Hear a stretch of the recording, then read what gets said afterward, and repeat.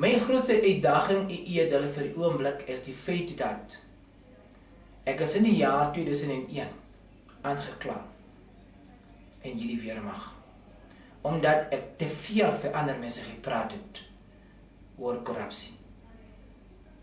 Daar is swart generale, kolonelle, wat van vroumense van hierdie weermag seksslawe gemaakt het. Jy mag nie as jy vrouwens is bevorderd worden voor jy met die officer seks hê. Dit is swart mense wat dit doen. Sowel as wit mense. So dit is nie 'n ding van een ras of 'n ander een nie. En dit is die mense, die excellentie wat veroorsaak dat die soldaten lyk vir u asof hulle nie dissipline het nie. En ek staan nie hiervoor die excellentie om die inis, so Sandu Helle of SAS te verdedig nie. Nee, ek staan vir discipline. En edele, met baie respek, ek sê, dat sou nie en nodigheid gewees het nie vir 'n soldaat om 'n inilid te word as ons goeie leierskap in die weermag gekry het. Ek is baie jammer, die excellentie. Jou weermag is besig om erger en erger te word. Die discipline en die esprit de corps wat soldaten nodig het om 'n soldaat te wees, is weg. Dis nie die feit, of dis nie die feit dat die soldaten het nie discipline nie. Hulle het nie leierskap nie.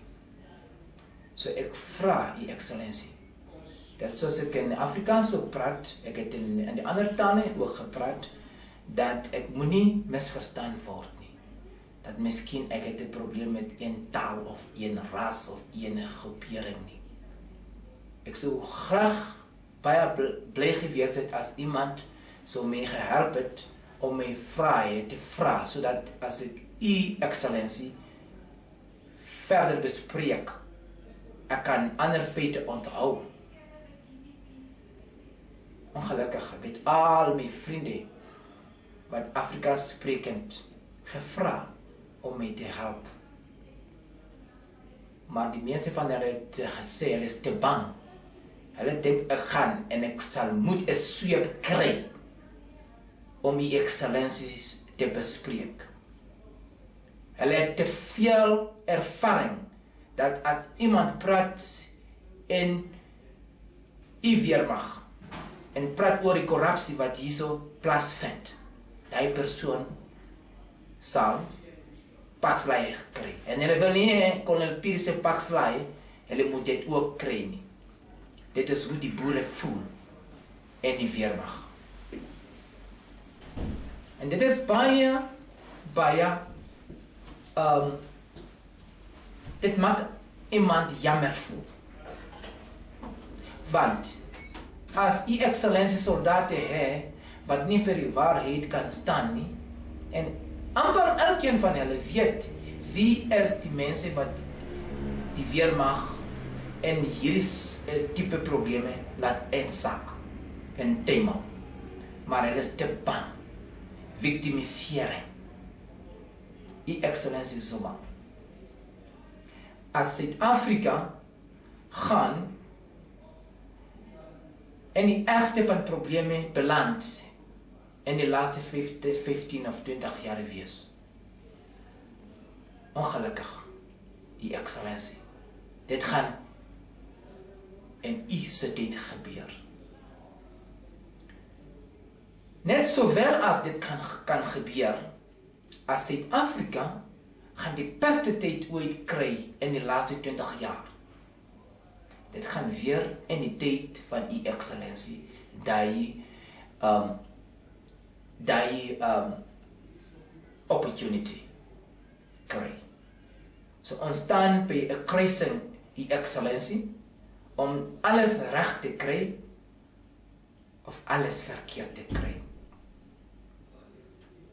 U excellentie, my opperbevelhebber, ek het voorgestap, ek weet, ek gaan baie vyande kry, maar ek het vorentoe gestap om te sê wat hierso plaasvind. en die weermag. En ek wil nie sê die hele weermag is vrot nie, want dit sou nie reg. Dit sal vals wees. Dit is dit individuele mense. En die ander tale het ek die name genoem. Ek kan ongelukkig nie dit so wel doen in Afrikaans nie, soos U Excellency weet, ek is nie Afrikaans spreker nie, maar ek probeer my bes om so ver as moontlik baie van Suid-Afrikaanse tale te praat. En ek sê dankie aan die Here, ek sê ook dankie aan die Suid-Afrikaanse mense, swart en wit, wat dit moontlik vir my gemaak het, dat ek kan myself ten minste in 2 van Suid-Afrika se grootste tale praat, Afrikaans en Zulu.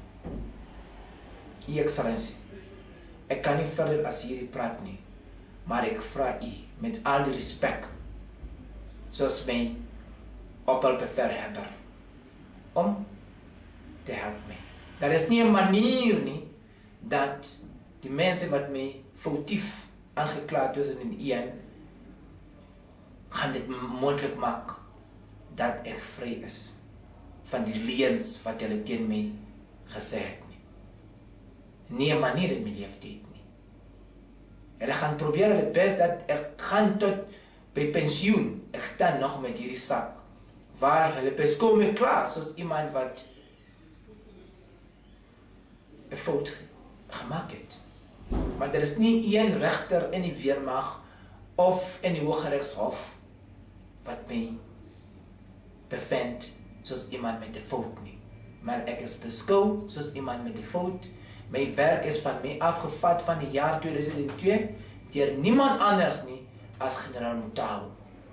Dieselfde persoon wat vir my gevra het dat ek moet werk en kyk vir die verkramptes wat saam met die boeremag gewerk het. Nou toe die moeilikhede gebeur het, toe het hy teen my gestaan en my etepos geskop.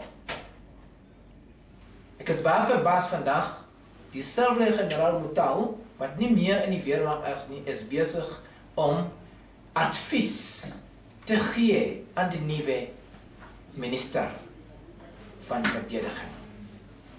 Ek is jammer. Ek dink ons minister moet haar self tyd maak om uit die kasteelgebou te kom en tyd maak om met ook ander soldate soos arme piere te praat, sodat ons kan ook ons idees gee. Dit sal nie help nie dat dieselfde mense wat vir president Mbeki mislei het, vir hom 'n wanpersepsie gegee oor die weermag, is nou besig om die weermag van U Excellency Zuma ook dieselfde wanpersepsie gee. Ek is een van die mense wat saamstem met Daniel Defoe, die Engelse skrywer wat 400 jaar geleef het en gesê het, daar is nie so iets soos 'n soldaat sonder dissipline nie. Maar daar sal wees 'n bevelvoerder wat sonder dissipline is. Met ander woorde, en presies sy woord het gesê, beter is 100 skape wat veg deur 'n leeu gelei, as 100 leeuwens wat veg deur 'n skaap gelei. Ek sê met al die respek, U Excellency Zuma, my opperbevelhebber, al van die soldate en die weermag het dissipline. Die probleem met dissipline is met die leierskap. Mense wat meer rang soos 'n luitenant-kolonel dra, die volle kolonelle en die generale. Hulle is almal goeie mense. Maar dan daar is 1 of 2 te veel van die tussen hulle wat sleg is. Wat net so Jesus in die weermag sê, hulle soek net vir seks en salary. Hulle wil nie leer nie. Hulle wil nie hulle ondergeskiktes help nie. Want soos 'n soldaat, ek lees, die eerste plig vir 'n bevelvoerder is om sy ondergeskiktes te beskerm. Niemand